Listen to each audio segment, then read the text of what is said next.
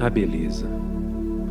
A beleza está por aí, e muito dela eu encontro nos olhos das pessoas.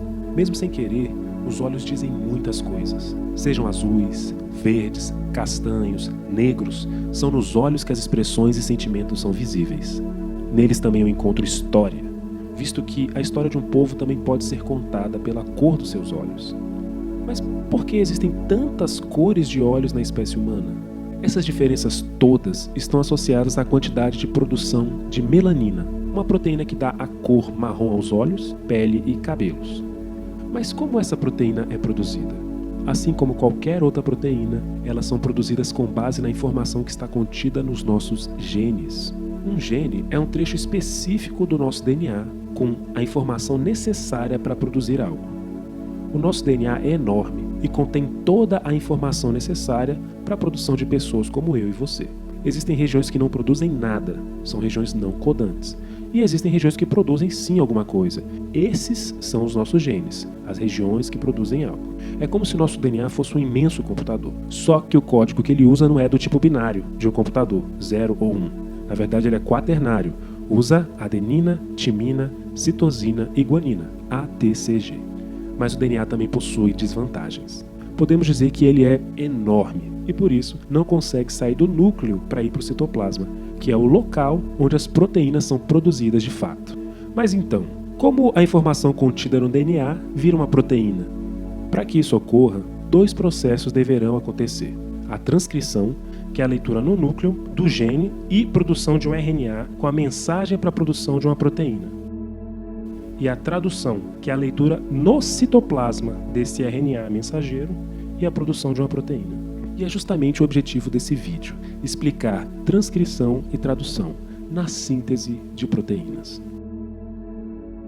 Caso o nosso corpo necessite de uma proteína específica, haverá no DNA um gene com a informação necessária para a produção dessa proteína. Dessa forma, entra em ação uma enzima chamada RNA polimerase. Ela abre o DNA na região do gene responsável pela síntese de melanina e começa o processo de transcrição. A transcrição consiste então na leitura do DNA e produção de uma cópia de RNA específica, que contém a mensagem para a produção de uma proteína. Para isso, chamaremos esse RNA de RNA mensageiro. O RNA possui algumas características peculiares. Ele não é formado por um nucleotídeo específico que o DNA possui, que é a timina. Em seu lugar, haverá uracila. Além disso, o RNA possui fita simples, enquanto que o DNA é formado por fita dupla. Fora isso, o RNA é bem menor que o DNA e por isso consegue passar pelos poros do núcleo. O RNA pode ainda sofrer um processamento antes de sair, chamado de splicing. Esse processo é um fatiamento desse RNA em regiões que são realmente necessárias para a produção de proteína, chamadas de exons, e por isso vão para fora, para fora, né, para fora do núcleo, e de regiões que não irão para fora do núcleo, mas ficarão dentro do núcleo. O nome dado a essas estruturas é de introns. Os introns são muito importantes para separar os exons, de forma que os exons podem ser organizados de diversas maneiras, produzindo inclusive diferentes tipos de proteína de acordo com cada combinação. É como se com um gene pudéssemos produzir mais de um tipo de proteína diferente. Mas esse não é o assunto principal do vídeo. Então voltemos aos exons. Os exons vão sair do núcleo e vão realmente compor o RNA mensageiro.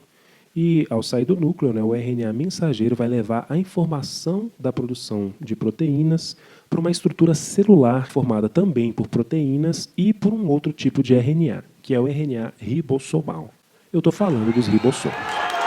Os ribossomos são estruturas formadas por proteína e RNA ribossomal. São eles as fábricas das proteínas. Um ribossomo ele é composto de duas subunidades, uma subunidade menor, que é chamada de subunidade 30S, e uma subunidade maior, que é chamada de 50S. E ainda, em sua estrutura, os ribossomos possuem regiões específicas. Possuem um sítio chamado de sítio A, onde os aminoácidos entram nos ribossomos, então A de aminoácidos. Possuem também um sítio P, onde os aminoácidos se ligam, formando uma cadeia polipeptídica, P, peptídeo, para não esquecer. e possuem um sítio E, que é um sítio de saída, exit, saída. A subunidade menor do ribossomo se associa ao RNA mensageiro e começa a lê-lo. Só que a leitura não será feita nucleotídeo por nucleotídeo. Ao contrário, essa leitura é feita de 3 em 3, em formas de trincas. E cada uma dessas trincas é chamada de códon. O ribossomo caminhará pelo RNA mensageiro até achar uma sequência do tipo AUG. Essa trinca consiste numa sequência, que dará a partida para a produção de proteínas. Ela trará a adição de metionina. Em seguida, ocorrerá a leitura do RNA mensageiro códon por códon. Mas como cada aminoácido chegará corretamente ao ribossomo, de acordo com cada sequência do códon? Aí vem uma novidade. Existe um terceiro RNA, presente em alta quantidade no citoplasma, que é chamado de RNA transportador. E o símbolo que a gente dá é RNA com T minúsculo. Ele possui um formato característico, e carrega em sua extremidade um aminoácido específico. E na sua base possui também um código complementar ao do códon. E aí, por ser complementar, a gente chama de anticódon. E o RNA transportador possui apenas uma função, que é a de se ligar à sequência correspondente do RNA mensageiro e assim trazer o aminoácido correto para se encaixar na sequência da proteína. Então, nesse caso, se o RNA mensageiro começa com AUG, o anticódon do RNA transportador será UAC e trará o aminoácido metionina, que é o de iniciação. Não se preocupem, gente. Já existe uma tabela com toda essa informação já codificada, onde tem as trincas de RNA mensageiro e as proteínas correspondentes. E o interessante é que esse código é chamado de código degenerado, porque existem 64 tipos de possibilidades de códons. Entretanto, só existem 20 tipos de aminoácidos na natureza. Logicamente, haverá mais de um códon associado a um único aminoácido. Por isso que a gente diz que o código genético ele é degenerado. Mas então vamos prosseguir para a sequência. Após a leitura do códon de iniciação, a subunidade maior chegará ao ribossomo e iniciará o alongamento da proteína. Nesse exemplo, a próxima sequência será UUA. Ao olharmos na tabela, a gente vai saber que no RNA mensageiro, tendo a informação UUA, haverá um RNA transportador que trará o aminoácido leucina. E qual seria a sequência do anticódon? Seria, no caso, AAU. Em seguida, ocorrerá uma ligação peptídica entre os aminoácidos do sítio A e P. Assim, o RNA transportador do sítio P ficará sem aminoácido e sairá pelo sítio E, enquanto que o ribossomo caminha sobre o RNA mensageiro. Depois a gente vai ter CUC.